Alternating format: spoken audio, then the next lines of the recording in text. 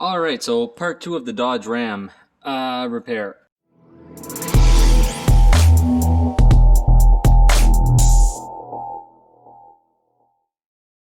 Now, what I'm going to do onto this one is I'm going to go ahead and I'm going to fix all the broken wires that are onto this area.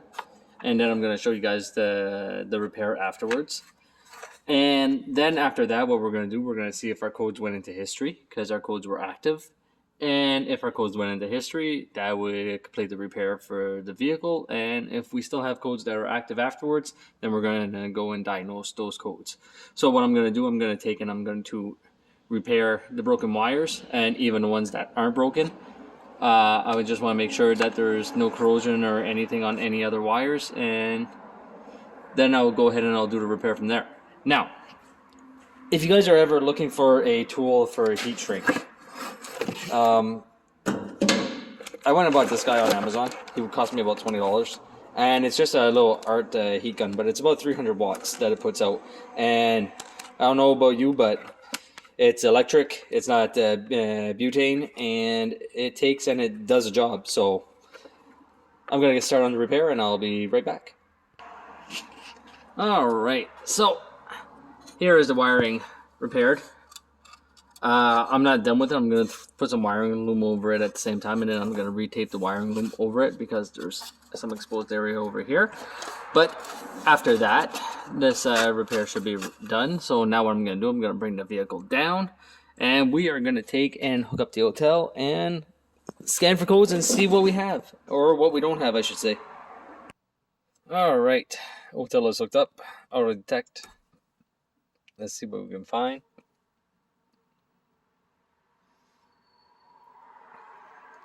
My key on? Yes, my key's on. Dodge. I don't need that. I already did that once. So what I'm hoping to see when we scan for codes is that the fuel pump codes are stored and not active, and that the ABS code for the rear right is also stored and not active. That's what I'm hoping. I could have hooked up the scope again and went and checked for 12 volts in the back, but I just find that this is a little bit quicker. So we're going to pause this. I'm going to come up. I want to go to my ABS. See if it's still active. Because it was active constant with the last cycle. So, and as you can see now, we have stored, which is what I wanted to see. So what I'm going to do there is erase those codes.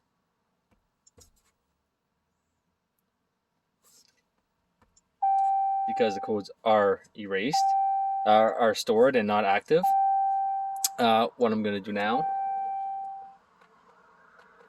is take and go into the PCM,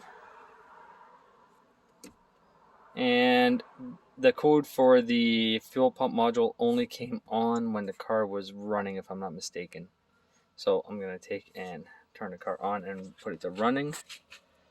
Performance, stored. So now we're going to take and start it. I'm going to exit. We're going to recodes again, and we'll see. So fuel pump control performance is still pending, but that might have been because of something else. So what I'm going to do, I'm going to exit this completely. We're going to go back to PCM.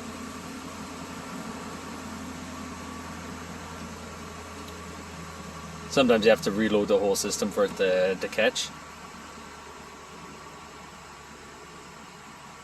And we still have one that's pending, but the U109 lost communication with fuel pump control module was active last time. Now, as you can see, it is stored. So that's always good. What I'm going to do, I'm going to erase those codes. I want to see if I have any that come back. I might have to take it out on a road test too, because I did not get the code setting criteria for the pending one. Oh, let's turn this off, turn the key back on. We'll try that again. Codes have been successfully erased.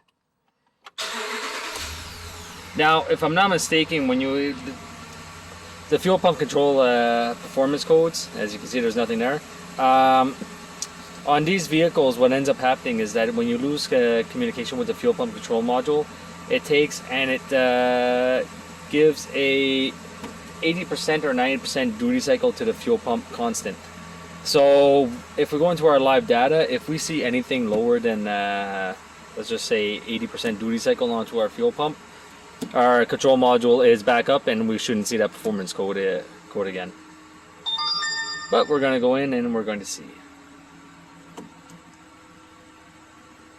So our variable speed fuel pump desired rail pressure is at 58. Our variable speed fuel pump duty cycle is at 50%, which is perfect. It's not at 80, so that means that the fuel pump control module is in control of it. After that, we have our rail pressure, which is at 58 roughly, and that's what it wants. And our voltage at our pump is at 2.78 volts. So for me, I'm going to be considering this a fix, especially since the codes did not return. But I don't know the code setting criteria for them. So the first thing I'm going to do is take and turn the ignition off. Now remember before we had four-wheel drive not active or not active at this time, or it was something like that anyway. So we're going to see and make sure that nothing comes back on. ABS, ESC, and it goes straight to the information for the dash. So, like I said, I am going to be considering it as a fix because of the wires that I found underneath and where they were broken and where they led to. So I'm pretty sure that all the other codes are going to end up being stored too. Like we have this one. That was U104 was invalid data received from anti-lock brake system control module A, and that was because of the rear left ABS sensor. So we're gonna erase that code. As I said, we're gonna go through and I'll see what codes are here and try to determine what we're gonna do. Oh, there we go.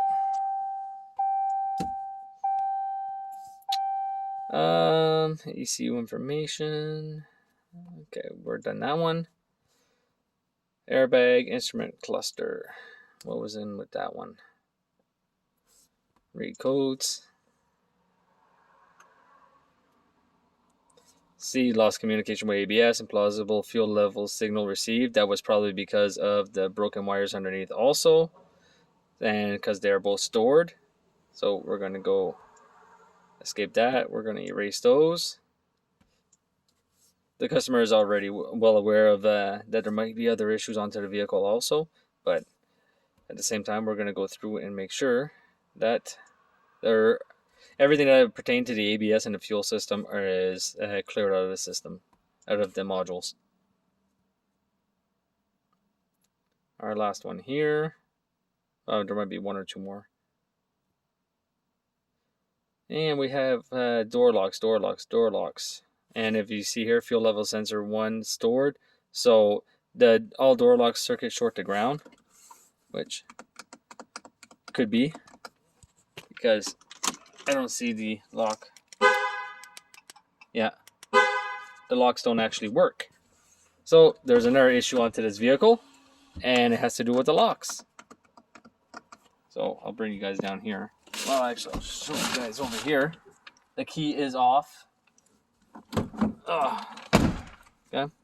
I'm pushing the buttons. Nothing's working. So we do have an error issue on this car, and it's an electrical issue, more than likely. But we're going to exit that. I'll let them know about that the door locks do not work. After that, so we'll leave those ones there. I don't want to take them out. And airbag. Let's see what's up with the airbag. Probably stored code also. Not able to communicate with it. Well, that's not good. But it says I have a code, but I can't communicate. Oh, yeah. Put the key in. Dum-dum.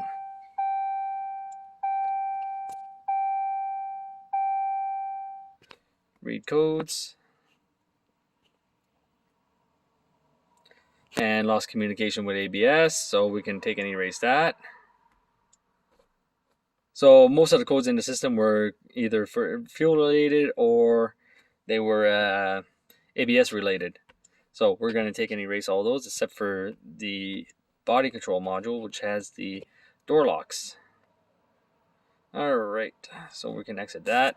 Oh, get my digit out of the way. And like I said, everything else is good. We'll start this guy back up. Maybe I should have showed you guys the rear wheel speed sensor in action now.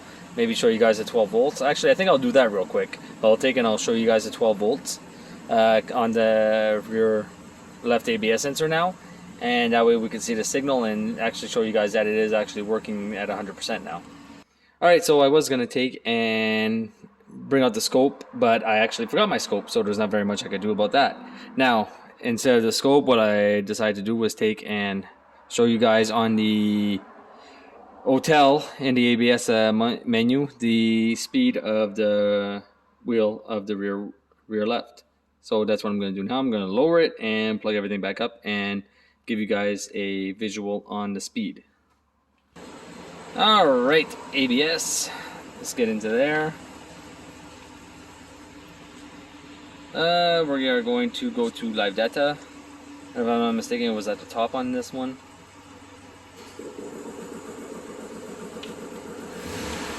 Big 5.7.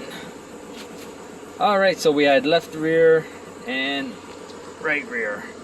And we're going to show, we're going to go to here, we're going to go to graph, we're going to go graph again.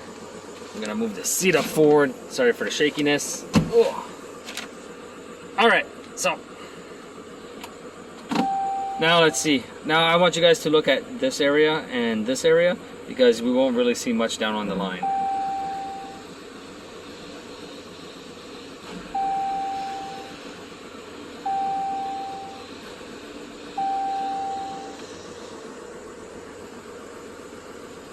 So something happened there.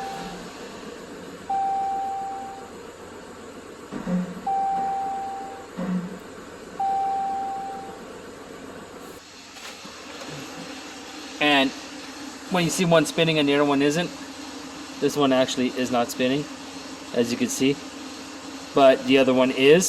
So I think the wheel is actually jamming up too, so that's not helping at all.